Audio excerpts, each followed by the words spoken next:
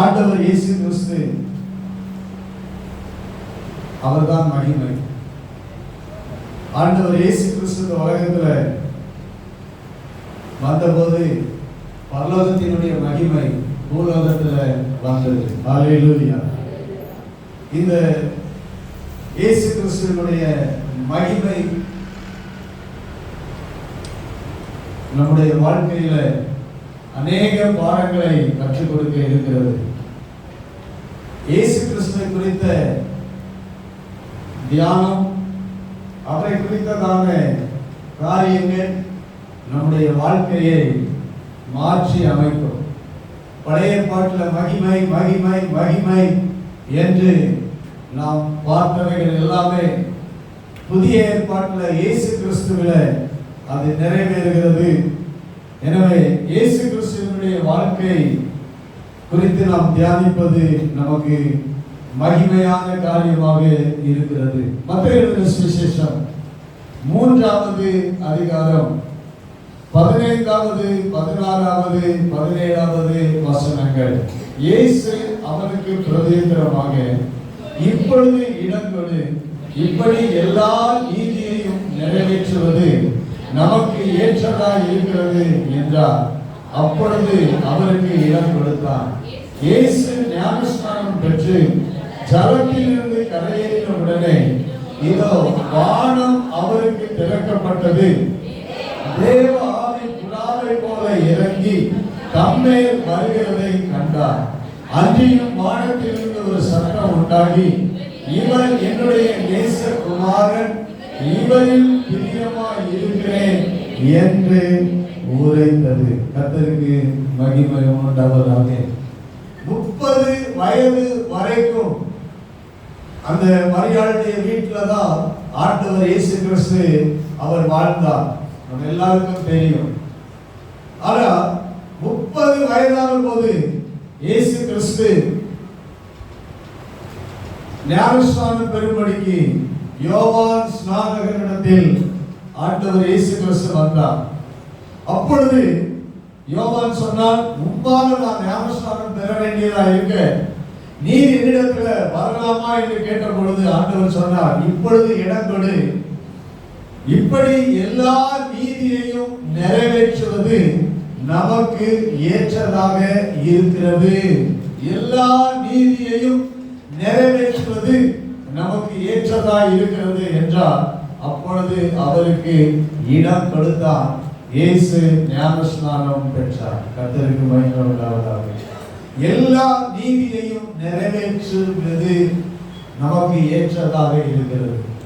இந்த உலகத்தை படைத்தவர், இந்த பூமியை உண்டாக்கினவர், மனிதனை உண்டாக்கினவர், மகிமையாய் இருக்கிறவர். அவர் சொல்லுகிறார், எல்லா நீதியையும் நிறைவேற்றுவது நமக்கு ஏற்றதாக இருக்கிறது. தேவன் அவர் இந்த உலகத்துக்கு ஒரு நீதியை கொடுத்திருக்கிறார். தேவனுடைய பிள்ளைகள் இந்த உலகத்தில் வாழ்வதற்கு ஒரு நீதி முறைகளை அவர் கொடுத்திருக்கிறார். சட்ட திட்டங்களை அவர் கொடுத்திருக்கிறார். அந்த நீதியை நிறைவேற்றுவது அவர் தேவனாக இருந்தும் மனுஷனாக இந்த பூமியில வந்ததுனால அவரும் தேவ நீதியை நிறைவேற்ற அவர் நிறைவேற்றினார். இந்த இடத்துல நாம் ஒவ்வொருவரும் ஆண்டவருடைய நீதியை நிறைவேற்றும் பொழுது மாத்திரம்தான் தேவனுடைய மகிமையை நாம காண முடியும். கர்த்தருக்கு மகிமை உண்டாவதாக. தேவனுடைய நீதி என்பது இந்த இடத்துல ஞானஸ்நானத்தை பற்றி எழுதப்படுகிறது.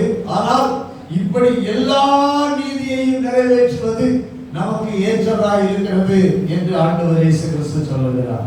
ஞானஸ்நானம் மாத்திரம் நீதி அல்ல, இப்படி எல்லா அநேக காரியங்களை நிறைவேற்ற வேண்டும் என்று சொல்லுகிறார். அப்படி என்றால் இயேசு கிறிஸ்து 30 வயது வரைக்கும் எல்லா நீதியையும் அவர் நிறைவேற்றி கொண்டு வந்தார். ஹல்லேலூயா. நம்முடைய வாழ்க்கையின் பிறப்பில் இருந்து நம்முடைய வாழ்வின் ஒவ்வொரு நாளிலும் ஒவ்வொரு ஆண்டிலும் நாம் தேவனுடைய நீதியை நிறைவேற்ற வேண்டியது அவசியமாக இருக்கிறது. 30 வயது வரைக்கும் ஆண்டவர் தேவனுடைய நீதியை எங்க நிறைவேற்றினார் என்றால் அவருடைய வீட்டில, குடும்பத்துல, அவருடைய பெற்றோரின் மத்தியில, அவருக்கு பிற்பாடு மரியாளுக்கும் யோசேப்புக்கும் பிறந்த அவருடைய சகோதரர்கள் மத்தியில தேவனுடைய நீதியை நிறைவேற்றினார். தேவனுடைய நீதியை அவர் செய்து வந்தார்.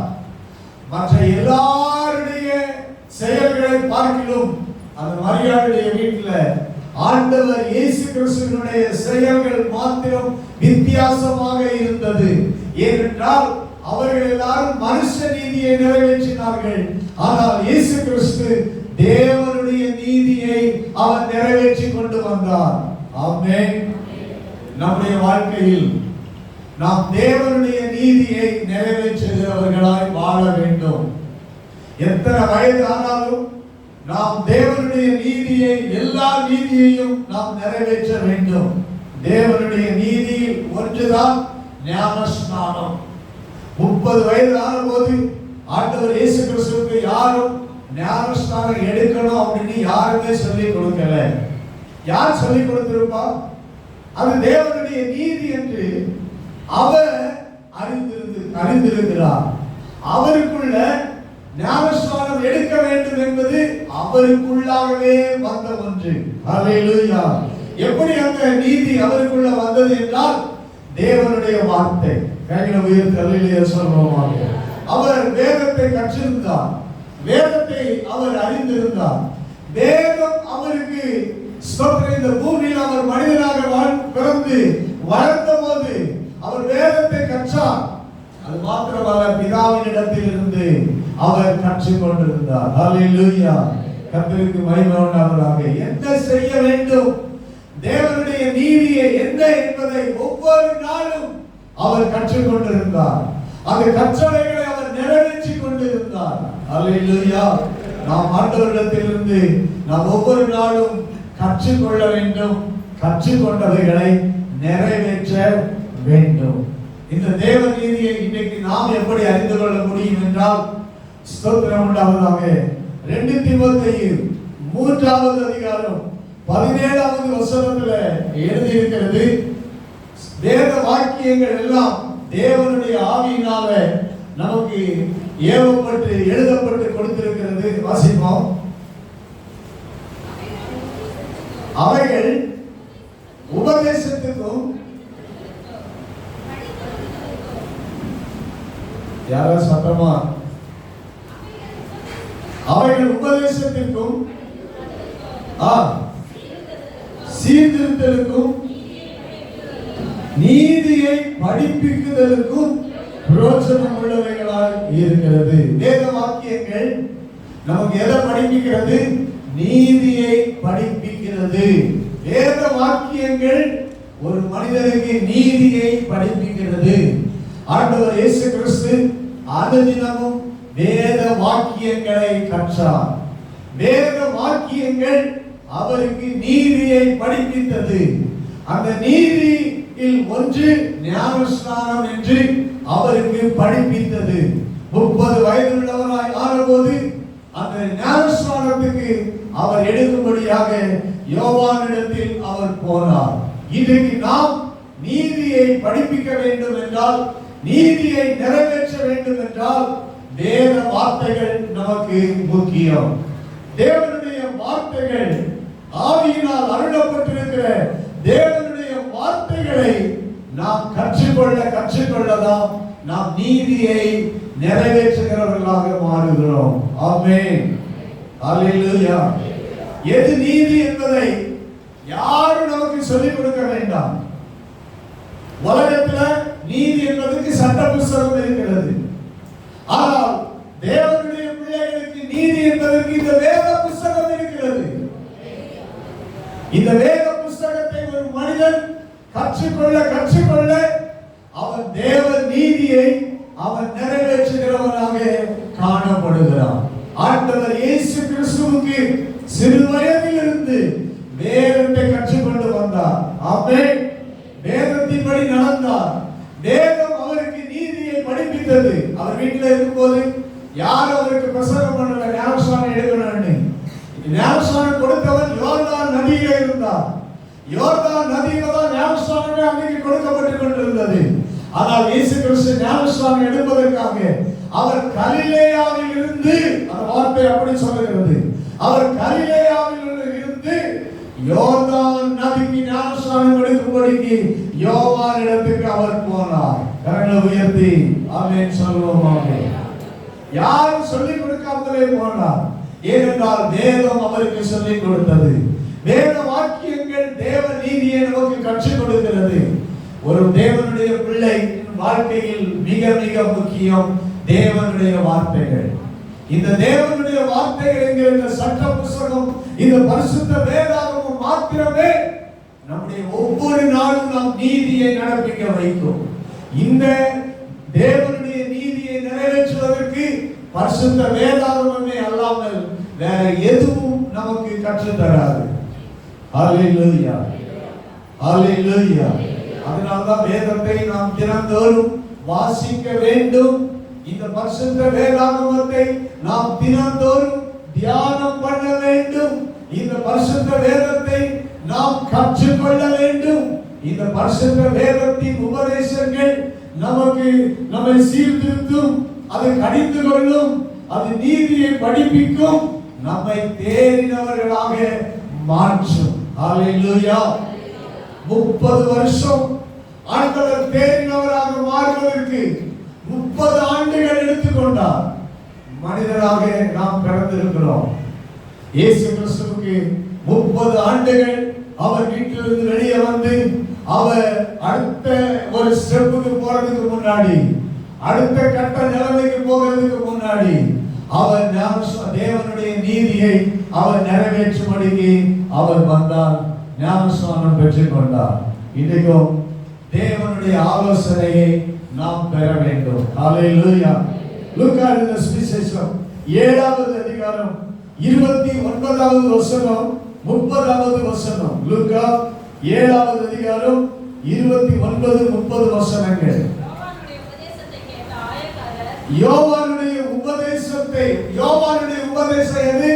தேவனுடைய வார்த்தை. தேவனுடைய வார்த்தை தான் யோவானுடைய உபதேசம். யோவானு 30 வயசு வரைக்கும் கற்றுக்கொண்டார். ஒரு நாள் கற்றுக்கொள்ளவில்லை. எத்தனை வயசு வரைக்கும் கற்றுக்கொண்டார் சொல்லுங்க? 30 வயசு வரைக்கும். இன்னைக்கு பைபிள் காலேஜ் படிக்கணும்னா 3 வருஷம், 4 வருஷம், 5 வருஷம். இது ஒன்று கற்றுக்கொள்ளுதல் ஆகாது. வேதத்தை கற்றுக்கொள்வதற்கு, உபதேசம் பண்ணுவதற்கு முன்பாக, கவனிங்க, உபதேசம் பண்ணுவதற்கு முன்பாக கற்றுக்கொள்வதற்கு யோவான் 30 வருஷம் எடுத்துக்கொண்டார். இயேசு கிறிஸ்து உபதேசம் பண்ணுவதற்கு முன்பாக கற்றுக்கொள்வதற்கு 30 வருஷம் எடுத்துக்கொண்டார். நம்முடைய வாழ்க்கையில் கற்றுக்கொள்வது ரொம்ப ரொம்ப முக்கியம். அதற்கு எத்தனை வருஷங்கள் ஆனாலும் நாம் எடுத்துக்கொள்ள வேண்டும். 3 வருஷம் போதாது, 5 வருஷம் போதாது. நம்முடைய வாழ்க்கையில் அநேக வருஷங்கள் வேதத்தை கற்றுக்கொள்வதாக நமக்கு அமைய வேண்டும். கற்றுக்கொள்ளாமல் போதிக்க முடியாது. ஒரு மனிதன் 30 வருஷம் போதித்து 30 வருஷம் கற்றுக்கொண்டுதான் உபதேசம் பண்ணினார். நான் சொல்றது கவனிக்கிறீங்களா? 30 வருஷம் கற்றுக்கொண்டுதான் ஞானஸ்நானம் கொடுக்கவே போறாரு. 30 வருஷம் கற்றுக்கொண்டு ஞானஸ்நானம் கொடுத்தார். இயேசு கிறிஸ்து 30 வருஷம் கற்றுக்கொண்டு ஞானஸ்நானம் எடுக்க போனார். கைகளை உயர்த்தி ஆமென் சொல்லுவோம். எனவேதான் வேதம் முக்கியம், நம்முடைய கற்றுக்கொள்ளுதல் முக்கியம். ஸ்தோத்திரம் உண்டாவதாக. தேவனுடைய ஆலோசனையை அவர்கள் தள்ளினார்கள். நீதியை படிப்பிக்கிறது, நமக்கு படிப்பினையை கொடுப்பது தேவனுடைய ஆலோசனை, வேத வாக்கியங்கள். தேவனுடைய ஆலோசனை நமக்கு கிடைக்க வேண்டும். தேவனுடைய ஆலோசனையை ஏற்றுக்கொண்டவர்கள் ஞானஸ்நானம் பெற்றார்கள். தேவனுடைய ஆலோசனையை ஏற்றுக்கொள்ளாதவர்கள் ஞானஸ்நானம் பெறவில்லை. ஆண்டவர் இயேசு கிறிஸ்து தேவனுடைய ஆலோசனையை நிறைவேற்றினார். தேவனுடைய நீதியை நிறைவேற்றினார். நம்முடைய வாழ்க்கையில் தேவனுடைய ஆலோசனை என்ன என்பதை நாம் ஒரு காரியத்தில் அல்ல, எல்லாவற்றிலும் தேவனுடைய ஆலோசனையை நாம் எல்லா நீதியையும் நிறைவேற்றுவது நமக்கு ஏற்றதாக இருக்கிறது. தேவனுடைய ஆலோசனையை நிறைவேற்றினால் தேவன் நீதிபரன் என்று நாம் அறிக்கையிடுகிறோம். கைகளை உயர்த்தி அல்லேலூயா சொல்லுவோம். எல்லாரும் ஞானஸ்நானம் பெற்றவர்கள் என்ன பண்ணாங்களா? தேவன் நீதிபரன் என்று அறிக்கையிட்டார்கள். நாம் ஞானஸ்நானம் பெற்றதுனால நாம் என்ன அறிக்கை இடுகிறோம்? என்ன அறிக்கை பண்ணி இருக்கிறோம்? தேவன் நீதிபரன், நான் அந்த நீதியை, அவருடைய நீதியை அவரால் கடைசி வரைக்கும் செய்கிறவர். ஹல்லேலூயா. அவருடைய நீதியை நாம் நிறைவேற்றுகிறவர் என்று நாம் அறிக்கை இடுகிறோம். தேவன் நீதிபரராய் இருக்கிறார், நாம் அவருடைய நீதியை கடைபிடிக்கிறவர்கள் என்று நாம் அறிக்கை இடுகிறோம். அதுதான் ஞானஸ்நானம். ஹல்லேலூயா. கர்த்தருக்கு ஸ்தோத்திரம். இன்னைக்கு நீங்களும் நானும் இயேசுவை போல தேவனுடைய நீதியை நிறைவேற்றுகிறோமா? தேவனுடைய ஆலோசனையை நிறைவேற்றுகிறோமா? தேவனிடத்திலிருந்து நாம் கற்றுக்கொள்கிறோமா?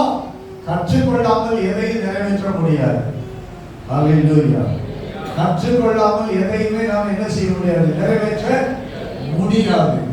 வேத வார்த்தைகள் அதுதான் நமக்கு மகிமையை கொண்டு வருகிறது. இயேசுவுக்கு மகிமையை கொண்டு வருகிறது என்றால் 30 வருஷம் அவர் கற்றுக்கொண்டார். கற்றுக்கொண்ட பிறகு அவர் என்ன செய்தார்? தேவனுடைய நீதியை அவர் நிறைவேற்றுவதற்கு அவர் வெளியே வந்தார். கர்த்தருக்கு ஸ்தோத்திரம். வீட்டை விட்டு அவர் வெளியே வந்தார். ஞானஸ்நானம் பெற்றார். கர்த்தருக்கு ஸ்தோத்திரம். அவர் உபதேசம் பண்றதுக்கு முன்னாடி 30 வருஷம் வேற யாருக்கும் அவர் என்ன பண்ணல? உபதேசம் பண்ணவே இல்லை. யாருக்கும் டீச் பண்ணல, யாருக்கும் பிரசங்கம் பண்ணல. கர்த்தருக்கு ஸ்தோத்திரம். 30 வருஷம் கற்றுக்கொள்வதற்கு காத்திருந்தார். நம்முடைய ஆவிக்குரிய வாழ்க்கையில நாம் இன்னைக்கு ஒவ்வொரு நாளும் ஆண்டவரே உங்க ஆலோசனை எனக்கு தேவை. ஒவ்வொரு நாளும் நீங்க உங்க வசனத்துல இருந்து நான் நீதியை கற்றுக்கொள்ளணும், நான் என்ன செய்யணும், எதை நிறைவேற்றணும் என்று நீதியை நான் கற்றுக்கொள்ளணும்னு சொல்லி ஆண்டவருடைய சமூகத்துல நீங்கள் காத்திருக்கும் பொழுது, நீங்கள் கற்றுக்கொள்ளும் பொழுது ஸ்தோத்திரம் உண்டாவதாக. ஆண்டவர் அவர் நம்மை அந்த மகிமைக்கு நேராக நடத்துவார். ஹல்லேலூயா. கர்த்தருக்கு ஸ்தோத்திரம். அந்த 2 தீமோத்தேயு 3வது அதிகாரம் 14வது 15வது வசனங்களை நான் மறுபடியும் வாசிக்க விரும்புகிறேன். நீ கற்று நிச்சயித்துக் கொண்டவைகளில் நிலைத்திரு. தீமோத்தேயை பார்த்து அப்போஸ்தலனாகிய பவுல் சொல்கிறார், நீ எதை கற்றியோ அதை கற்று, இதுதான் உண்மை என்று நீ நிச்சயித்துக் கொண்டவைகளில் நிலைத்து இரு. அப்பதான் நீ பேச முடியும், நீ பிரசங்கம் பண்ண முடியும், நீ உபதேசம் பண்ண முடியும். அவைகளில் நிலைத்திரு. அவைகளை நீ இன்னாரிடத்தில் கற்றாய் என்று நீ அறிந்திருக்கிறதும் அல்லாமல் கிறிஸ்து இயேசுவை பற்றும் விசுவாசத்தினாலே உன்னை ரட்சிப்புக்கு ஏற்ற ஞானம் உள்ளவனாக்கத்தக்க பரிசுத்த வேத எழுத்துக்களை நீ சிறு வயது முதல் அறிந்தவன் என்றும் உனக்கு தெரியும். இந்த வேத எழுத்துக்களை நாம் சிறு வயது முதல் அறிந்தவர்களாக மாற வேண்டும். ஹல்லேலூயா. ஒருவேளை இன்னைக்கு 40 வயசு, 50 வயசு, 40, 30 வயசு ஆயிருக்கலாம், ஆனாலும் காலம் போகவில்லை. நாம் இன்னும் இந்த வேத எழுத்துக்களை நம்ம பிள்ளைகளுக்கு சிறு வயதிலிருந்து இந்த வேத எழுத்துக்களை அவர்கள் கற்றுக்கொள்ள வேண்டும். ஸ்தோத்திரம். நாம் கற்றவர்கள் பெரியவர்கள் இன்னும் ஒவ்வொரு நாளும் வேத எழுத்துக்களை நாம் கற்றுக்கொள்ள வேண்டும். அதுதான் நம்மை ஞானம் உள்ளவனாக ஆக்கும். அதுதான் நமக்கு நீதியை படிப்பிக்கும். இயேசு கிறிஸ்து நீதியை நிறைவேற்றுகிறவராக இருந்தார். நம்முடைய வாழ்க்கையில் ஞானஸ்நானம் மாத்திரம் நான் சொல்லல, ஞானஸ்நானம் எடுக்காதவர்களுக்கு ஸ்தோத்திரம், வேதம் உங்களுக்கு கற்றுத் தரும். ஹல்லேலூயா. ஸ்தோத்திரம். நீங்கள் வேத எழுத்துக்களை வாசிப்பீர்களானால் வேதம் உங்களுக்கு கற்றுத் தரும். நீங்கள் ஞானஸ்நானம் பெறுவீர்கள். நீங்கள் ஸ்தோத்திரம் எல்லா தேவ ஆலோசனையை நீங்கள் செயல்படுத்துவீர்கள். ஆண்டவருடைய வார்த்தைகளை நீங்கள் கடைபிடிப்பீர்கள். எல்லா தேவ நீதியும் நீங்கள் நிறைவேற்றுவீர்கள். ஹல்லேலூயா. கர்த்தருக்கு மகிமை உண்டாவதாக. இந்த நீதி வசனம் தான் நீதியின் வசனம். ஹல்லேலூயா. நீதியின் வசனத்தில் எபிரேயர் 5வது அதிகாரம் 13வது வசனம் சொல்கிறது, நீதியின் வசனத்தில் பழக்கம் இல்லாதவன். அப்ப நீதியின் வசனத்துல நமக்கு நல்ல பழக்கம் வேணும். பழக்கம் இருந்தாலும் முதிர்ச்சி வரும். நீதியின் வசனத்துல பழக்கம் இல்லாம இந்த சட்டத்தை நாம என்ன செய்ய முடியாது, நிறைவேற்ற முடியாது. நிறைய பேர் அரைக்குறையா கட்டிட்டு நானும் வசனத்தை என்ன செய்கிறேன், நீதியை நிறைவேற்றுகிறேன் அப்படின்னு சொன்னா அது நடக்காது. ஒரு நீதியை நிறைவேற்றுகிறதுக்கு முழுமையா நாம கற்றுக்கொள்ளணும். அதிக காலம் எடுத்து நாம கற்றுக்கொள்ளணும்னு நான் சொல்றேன். கைகளை உயர்த்தி ஆமென் சொல்லுவோம். ஹல்லேலூயா. அதிக காலம் எடுத்து நாம இந்த வேத வாக்கியங்களை கற்றுக்கொள்ளணும். அதுதான் நமக்கு பெரிய மகிமையை கொண்டு வரும். ஹல்லேலூயா. கர்த்தருக்கு ஸ்தோத்திரம். இரண்டாவதாக நான் சுருக்கமாக போகிறேன். இரண்டாவதாக இயேசு கிறிஸ்து ஞானஸ்நானம் பெற்று அவர் கரையேறின உடனே என்ன பண்ணார்னு எழுதியிருக்கிறதுனா, ஸ்தோத்திரம், மார்க் எழுதின சுவிசேஷம் 1வது அதிகாரம் 9வது வசனத்துல எழுதியிருக்கிறது. மார்க் 1வது அதிகாரம் 9வது வசனத்தில் இருந்து வாசிப்போம்.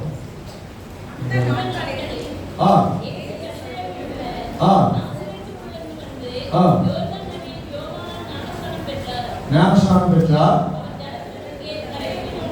அவர் ஜலத்திலிருந்து கரையேறின உடனே இன்னொரு இடத்துல ஸ்தோத்திரம் உண்டாவதாக. லூக்கா 3வது அதிகாரம் 21வது வசனம். லூக்கா 3:21. லூக்கா 3:21. ஞானஸ்நானம் பெற்றா இயேசுவும் ஞானஸ்நானம் பெற்று ஜெபம் பண்ணுகையில், ஸ்தோத்திரம், ஜெபம் பண்ணுகையில். தேவனுடைய நீதி என்ன? வேதத்தை கற்றுக்கொள்வது, ஞானஸ்நானம் எடுப்பது, ஜெபம் பண்ணுவது. கைகளை உயர்த்தி ஆமென் சொல்லுவோம். ஞானஸ்நானம் எடுத்துட்டு அவர் கரையேறின உடனே அவர் முதலாவது அந்த தண்ணீரிலிருந்து வெளியே வந்த உடனே என்ன பண்ணாரு? என்ன பண்ணாராம்? ஜெபம் பண்ணாராம். இதை யாரும் சொல்லி கொடுக்கல. 30 வருஷம் இயேசு ஜெபம் பண்ணினார் வீட்டுல. இப்போ ஞானஸ்நானம் பெற்று கரையேறின உடனே இப்போ என்ன பண்றாரு? ஜெபம் பண்ணுகிறார். பிரியமான தேவனுடைய பிள்ளைகளே, தேவனுடைய நீதியை நிறைவேற்ற வேண்டும் என்றால் இப்படி எல்லா நீதியையும் நிறைவேற்றுவது நமக்கு ஏற்றதாக இருக்கிறது. தேவனுடைய நீதிகளில் ஒன்றுதான் ஜெபம். ஹல்லேலூயா. சொல்லுங்க.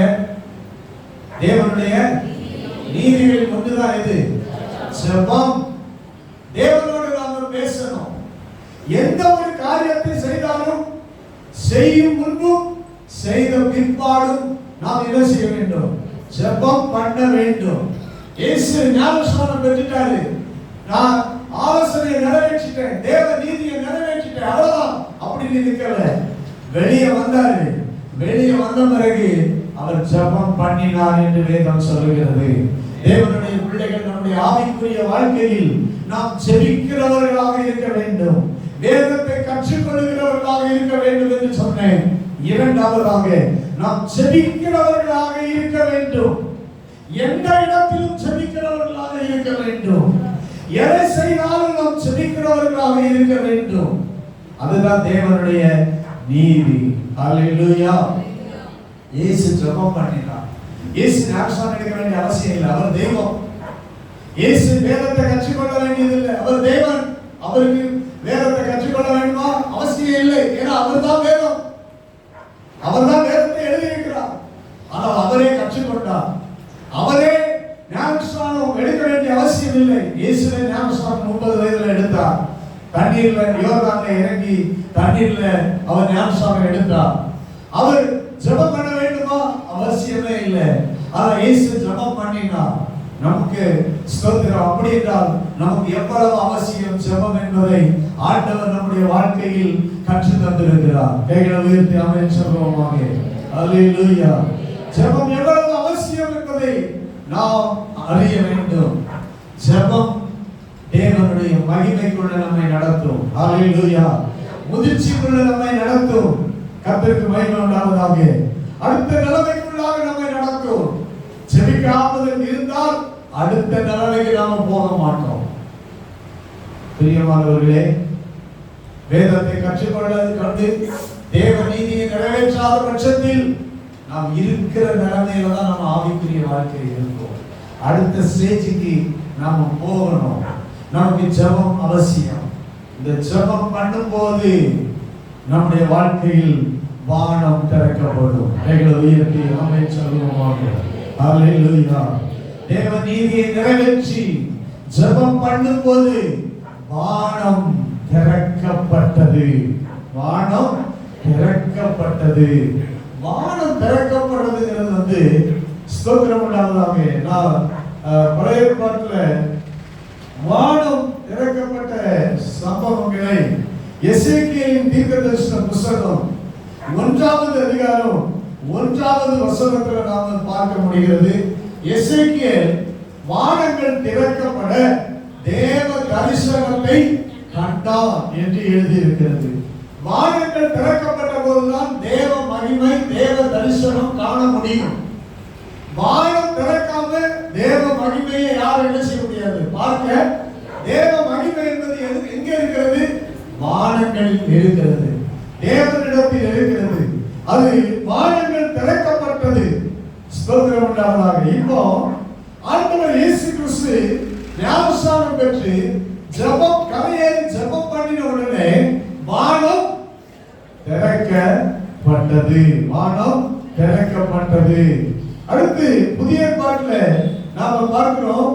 யோவான் சுவிசேஷம் 1வது அதிகாரம் 51வது வசனத்தில் வாசிக்கிறோம்.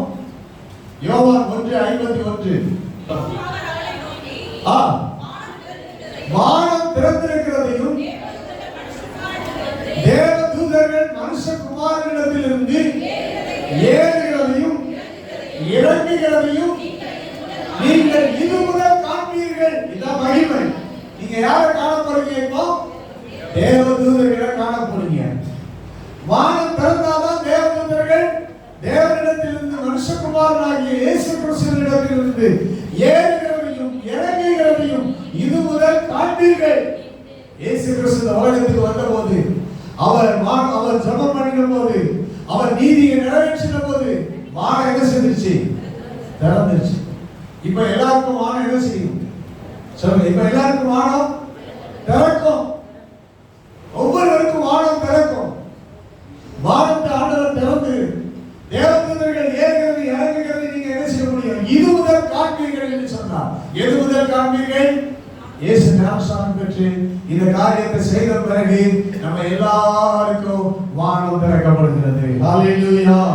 கர்த்தருக்கு ஸ்தோத்திரம் உண்டாவதாக. அப்போஸ்தலர் நடவடிக்கைகளின் புத்தகம் 10வது அதிகாரம் 11வது வசனத்தில் பார்க்கிறோம். பேதுரு ஜெபம் பண்ணி கொண்டிருந்தார்.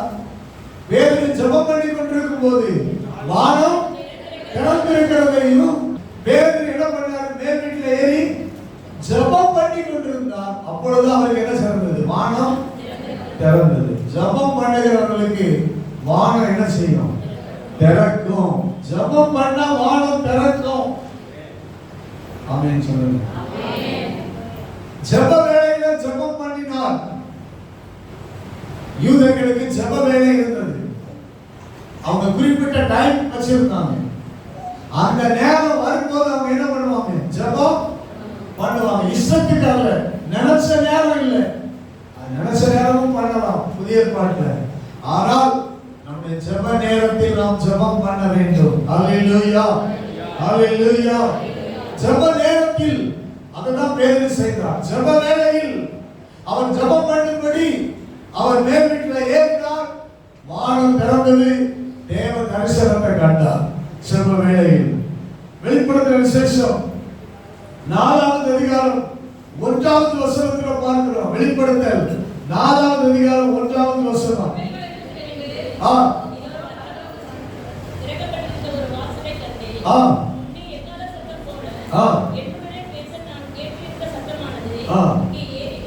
வானம் திறந்தது. ஹல்லேலூயா. வானம் திறந்ததுனா ஏறி வா என்று சத்தம் வந்தது. வானம் நமக்கு திறக்கிறதுக்கு என்றால் ஜெபம் பண்ணணும். ஜெபம் பண்ணணும். ஜெபம் பண்ணணும். நான் மறுபடியும் சொல்லுகிறேன், இந்த 10வது மாதத்துல ஜெபம் தேவனுடைய மகிமையை நமக்கு காண செய்யும். வானம் திறந்தாலும் மகிமையை காண முடியும். கைகளை உயர்த்தி ஆமென் சொல்வோமாக. ஹல்லேலூயா, ஹல்லேலூயா. உங்கள் ஜெப வேலையை உங்கள் வாழ்க்கையில நீங்கள் நியமிக்க வேண்டும். 6 to 7 டெய்லி காலையில் 6 to 7, காலையில் 5 to 6, 5 to 6, அப்புறம் மதியம் சோத்திரம் உண்டாவதாக, அப்புறம் நைட்டு ஒரு 3 வேளையாவது நீங்க என்ன செய்யணும்? ஜெப வேலையை நியமிக்க வேண்டும். அந்த டைம் வந்துச்சுன்னா நீங்க எங்க இருந்தாலும் சரி எல்லா வேலையும் அப்படியே வச்சுட்டு ஸ்தோத்திரம் உண்டாவதாக ஒரு 10 நிமிஷமோ 15 நிமிஷமோ அரை மணி நேரமோ உங்களால எந்த அந்த டைம்ல நீங்க முடிவு பண்ணணும். ஸ்தோத்திரம் 15 நிமிடம் 12ல இருந்து 12:30 வரைக்கும் நான் ஜெபம் பண்ணுவேன். மதியம் காலையில 5ல இருந்து 5:30 வரைக்கும் ஜெபம் பண்ணுவேன். இரவுல 9 மணில இருந்து 9:30 வரைக்கும் நான் ஜெபம் பண்ணுவேன். இது அரை மணி நேரம் நீங்க வச்சிருந்தீங்கன்னா அந்த ஜெப வேலையில நீங்க சரியா தவறாம அந்த இடத்துல நேரம் எங்கே இருந்தாலும் சரி செபிக்கிறதுக்கு நீங்க நேரம் இடத்தை தேடணும். ஹல்லேலூயா. பேதுருக்கு உடனே வானம் திறக்கல, ஒரு நாள் வானம் திறந்துச்சு ஜெப வேளையில. நாம் ஜெப வேளையில ஜெபம் பண்ணிட்டே இருக்கும்போது ஒரு நாள் வானம் திறந்துரும். கர்த்தருக்கு ஸ்தோத்திரம் உண்டாவதாக. ஹல்லேலூயா, கர்த்தருக்கு ஸ்தோத்திரம். இப்போ மூன்றாவதாக ஜெபம் பண்ண உடனே வானம் திறக்கப்பட்டது. வானம் திறந்தா என்ன நடக்கிறது என்றால் ஸ்தோத்திரம் உண்டாவதாக. நாம் வாசிக்கிறோம், வானம் திறந்தது, பரிசுத்த ஆவியானவர் ரூபம் கொண்டு புறாவை போல அவர் மேல இறங்கினார் என்று எழுதியிருக்கிறது. இயேசு கிறிஸ்துவின் மேல பரிசுத்த ஆவியானவர் புறாவை போல என்ன செய்தாரா? இறங்கினார். ஏன் ஆவியானவர் வானம் திறந்தது? வானம் திறந்த உடனே அடுத்து நடந்தது என்னது? மேலிருந்து வானத்திலிருந்து என்ன? பரிசுத்த ஆவியானவர் இறங்கினார். எப்படி இறங்கினார்? புறாவை போல இறங்கினார். ஒரு அடையாளத்தோட இறங்கினார். ஸ்தோத்திரம். ஒரு புறாவை போல இறங்கினார். ஏன் இப்படி இறங்கணும்? இதை குறித்த ஒரு விளக்கத்தை யோவான் எழுதின சுவிசேஷத்துல நாம பார்க்கிறோம். யோவான் எழுதின சுவிசேஷம் 1வது அதிகாரம் 30வது வசனத்திலிருந்து 34வது வசனங்கள் வரைக்கும் நீங்கள் வாசித்து பார்க்கும் பொழுது யோவான் சொல்கிறார், நானும் இவரை அறியாது இருந்தேன், நானும் இவரை, ஆனால் எனக்கு பின்வருவர் வருகிறார், அவர் எனக்கு முன்னிருந்தவர், அவர் என்னிலும் மேன்மையுள்ளவர் என்று நான் சொன்னேனே, அவர் இவர்தான் என்று ஐடென்டிஃபை பண்ணுவதற்கு, அடையாளப்படுத்துவதற்கு, உறுதிப்படுத்துவதற்கு என்ன நடந்தது? நான் சபத்தினால் ஞானஸ்நானம் கொடுக்க வந்தேன். 32வது வசனம், யோவான் சாட்சியாக சொன்னது, ஆவியானவர் புறாவை போல வானத்திலிருந்து இறங்கி இவர் மேல தங்கினதை கண்டேன். இயேசுவும் பார்க்கிறார், அவர் மேல என்ன ஆவியானவர் என்ன பண்றாரு? பரிசுத்த ஆவி புறாவை போல இறங்கி வருகிறது. அடுத்து யார் பார்க்கிறது?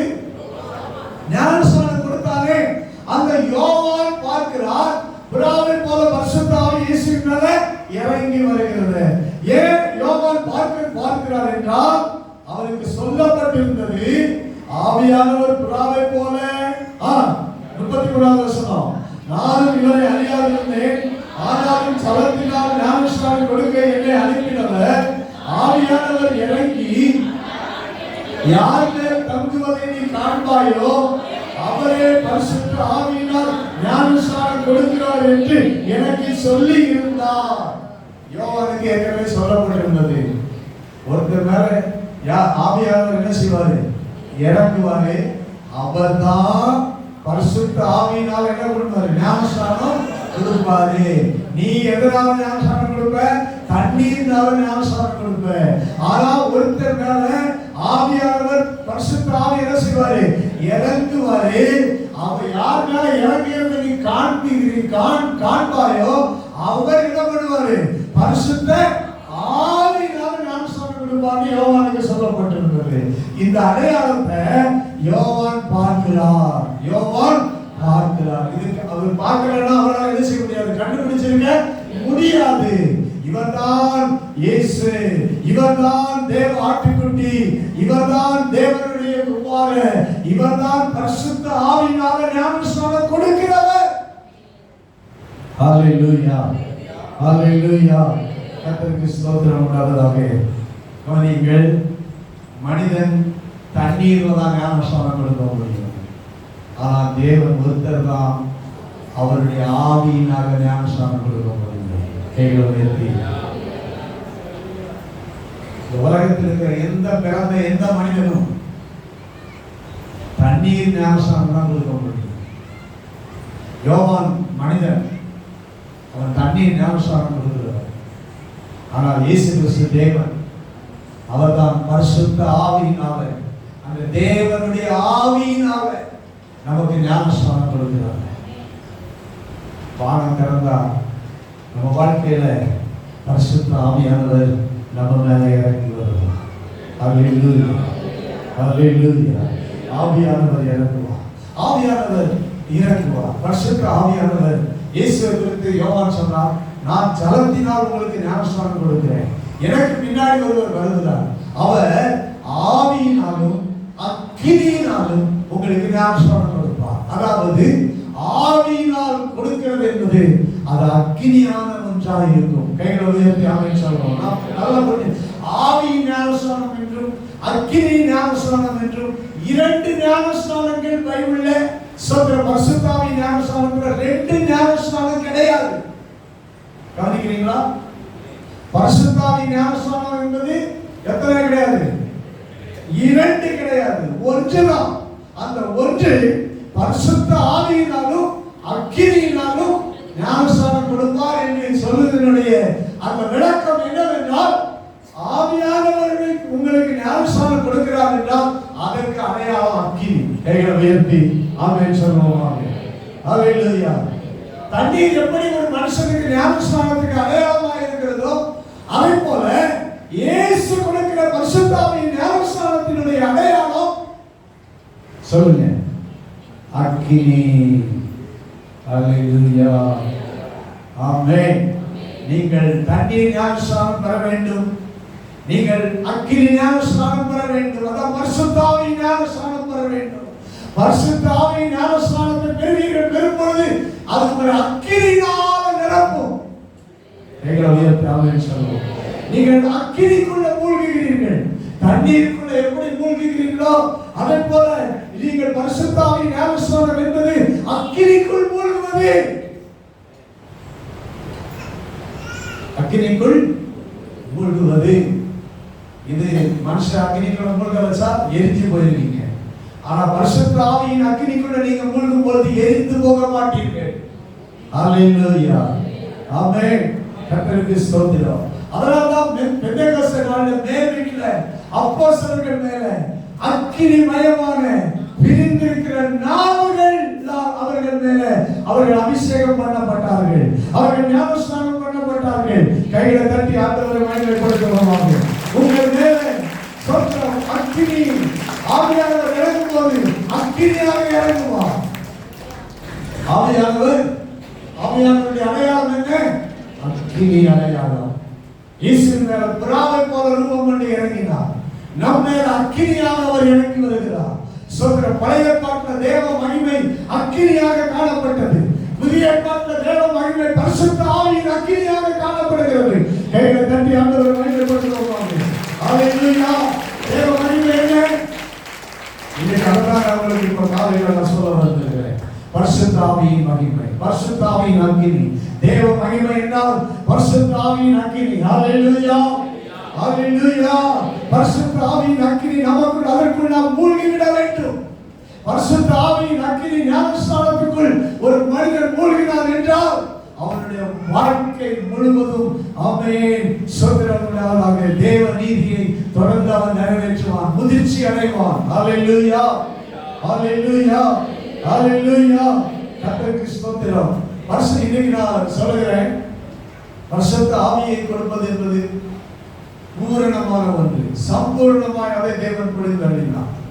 இயேசு இன்றைக்கு பரிசுத்த ஆவியை நமக்கு கொடுக்கிறார். அதுக்காக அவர் மேல பரிசுத்த ஆவியானவர் இறங்கினார். கைகளை உயர்த்தி ஆமென் சொல்லுவோம். ஏன் இறங்கணும்? அவர் மேல ஏன் இறங்கணும்? அவர் நமக்கு கொடுக்கிறதுக்காக அவர் மேல பரிசுத்த ஆவியானவர் இறங்கினார்.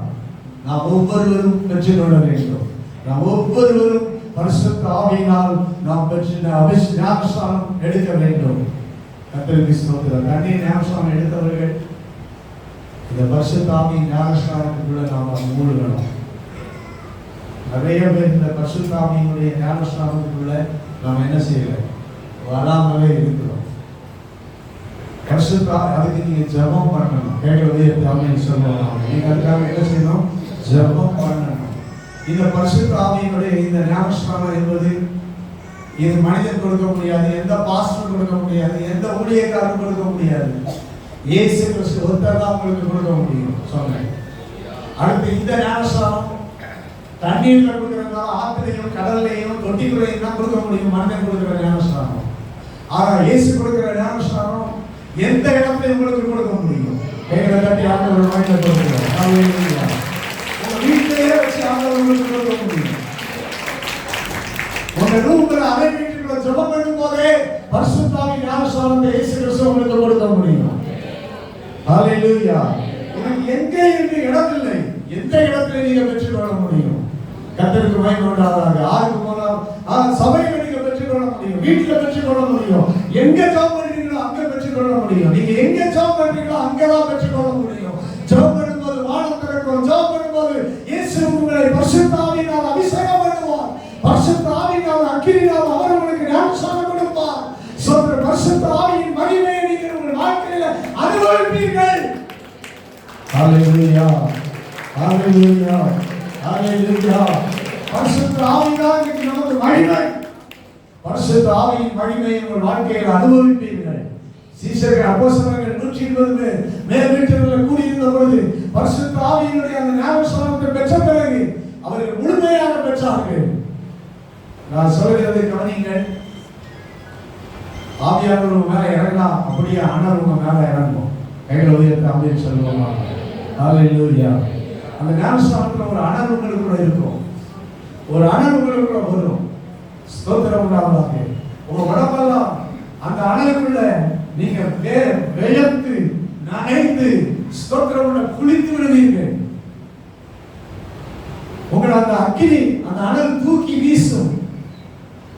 பரிசுத்த ஆவியினுடைய அனல், அந்த ஆவியினுடைய அக்கினி உங்களை நிரப்பும், உங்க வாழ்க்கையை மாற்றும். குளிக்கிறேன்.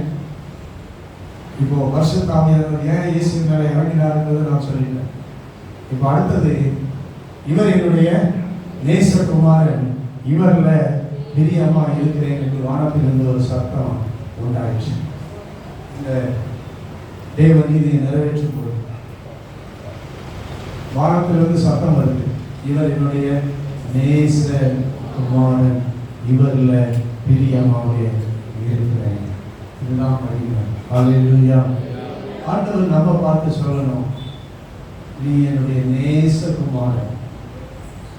கற்பனவாதம் சொல்லி முடிக்கும்போது சொல்ல எல்லாருமே இன்னைக்கு நேச பிள்ளைகள். ஹalleluya.